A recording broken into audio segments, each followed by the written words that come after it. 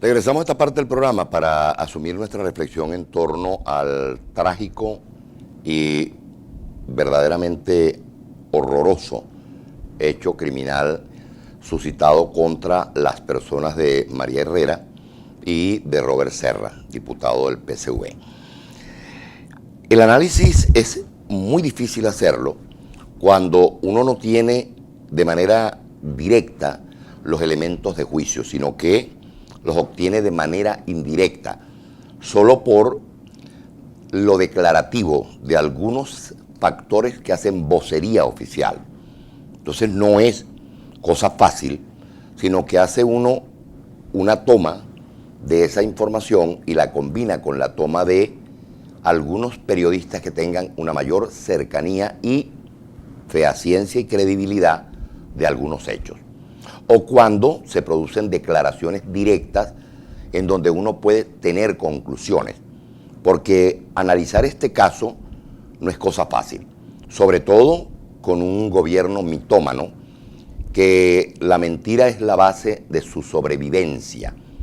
Es muy difícil. En todo caso, si uno hilvana los factores referenciales, saca conclusiones. Que por cierto, vale la pena referirse a el material informativo que sacó Gustavo Cando Vales en el diario La Verdad, donde a Empeñones una ciudadana le reclama a Maduro que hasta cuándo va a hacer esto, y su respuesta lánguida lo único que dice es: ¿qué quieres que yo haga? ¿Qué queremos los venezolanos que hagan, Maduro? Que rectifiques en torno a todo este desastre que tienes en materia de seguridad, en materia económica, en materia fiscal, en materia financiera, en materia de abastecimiento, en materia de gobernabilidad, en materia del discurso virulento y violento. Me detengo allí y sigo con el tema. ¿Qué sucedió exactamente según lo referido? No según lo percibido, porque uno no ha tenido acceso directo a esos hechos. Se informa que se produce por acción de un arma punzopenetrante el asesinato de 2 personas. ¿Ok? Eso nos lleva en primera instancia a suponer que fuera AMPA común. Pudiera ser, pero no necesariamente es. Segundo, se produce en la residencia del diputado. Es un elemento de valoración. Tercero, las condiciones en las cuales ese diputado mantenía su seguridad incluía cámaras, incluía guardaespaldas e incluía asistentes. Y lo que refiere la información es que ese diputado tenía el cuidado de solo abrir él o delegar la confianza que tenía en su asistente o en sus 2 asistentes. ¿Qué sucede? Que para poder penetrar esa residencia tenía que haber la anuencia de él o del asistente. Segundo, que para entrar había 2 alternativas: o se entraba por una vía violenta o se entraba por una vía soterrada. No hay indicios de que se violentara la cerradura o alguna cerradura de esa residencia. Por tanto, la entrada fue facilitada. Eso lo lleva a uno a inferir que la persona o las personas o parte de las personas que atacaron tenían la suficiente confianza como para que se les abriera de una manera expedita la puerta de ingreso.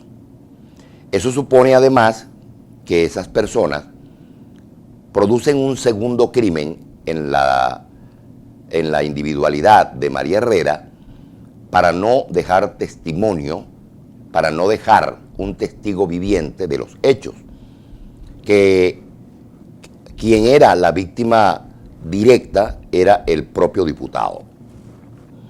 Luego de eso, hay unos valores referenciales allí que son dignos de análisis.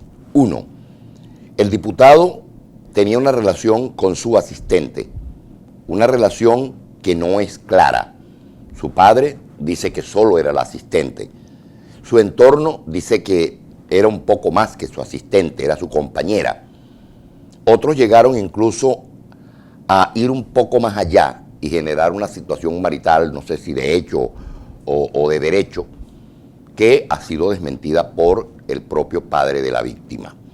Pero en todo caso, esa persona tenía una relación más allá de la asistencia de carácter laboral con el diputado Serra. Y es que esa asistencia estaba arropada también por una relación de la práctica de la santería, ¿ok?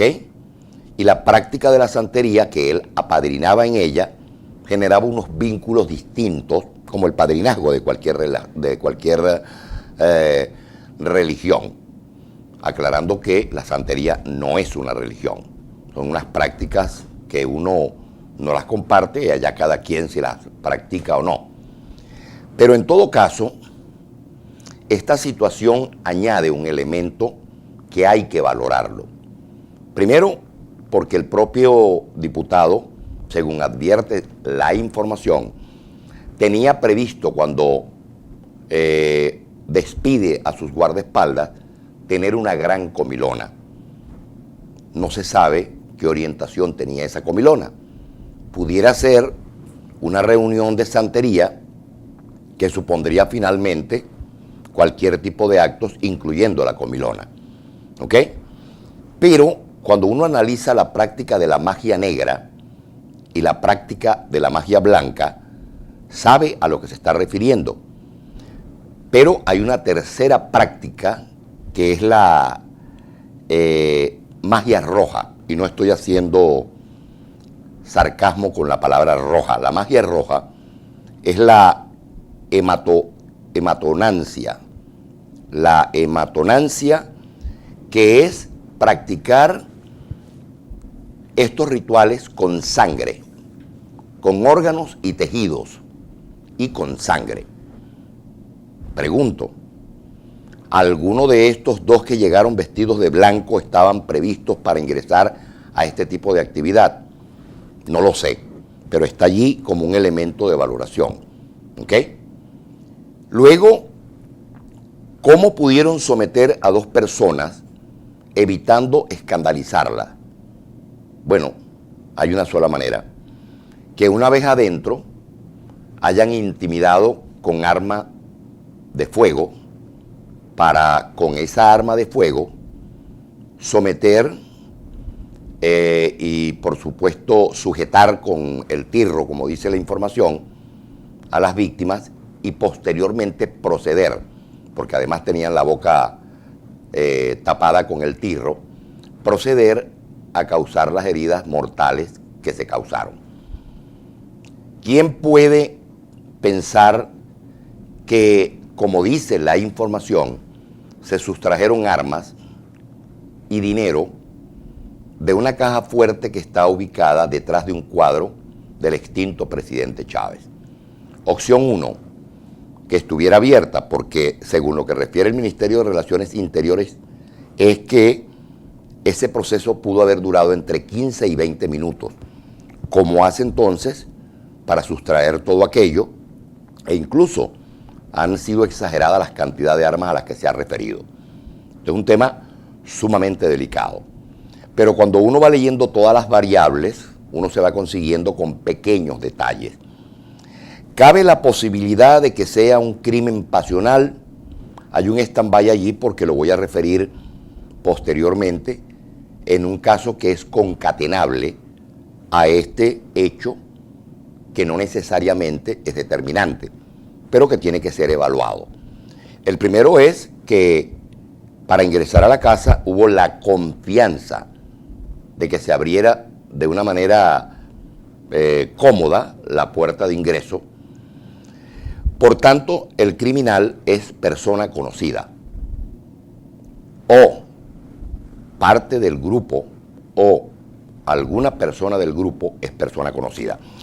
Los vecinos declaran que allí había permanentemente una movilización de escoltas, de camionetas blindadas y de todo lo demás. Es de entenderse que con ese movimiento rutinario, pues es inalterable para la vecindad que entren o salgan camionetas, como en efecto se dice que ese día hubo mucho movimiento de vehículos. Hasta ahí hay una situación. Por tanto, la primera irresponsabilidad de parte del gobierno es de una vez señalar que los criminales son factores de oposición, porque es muy fácil decirlo. Lo difícil es comprobarlo. ¿Y cómo y con qué inmediatez se puede hacer un señalamiento sin sustentación? Bueno, eso le hace pensar a uno que posiblemente es el truco del ladrón, que grita allá va el ladrón, cuando quien ha robado es él. Vamos a seguir el análisis al regreso. Identificamos y en breve retornamos con nuestra siguiente parte del análisis del caso del diputado asesinado Robert Serra.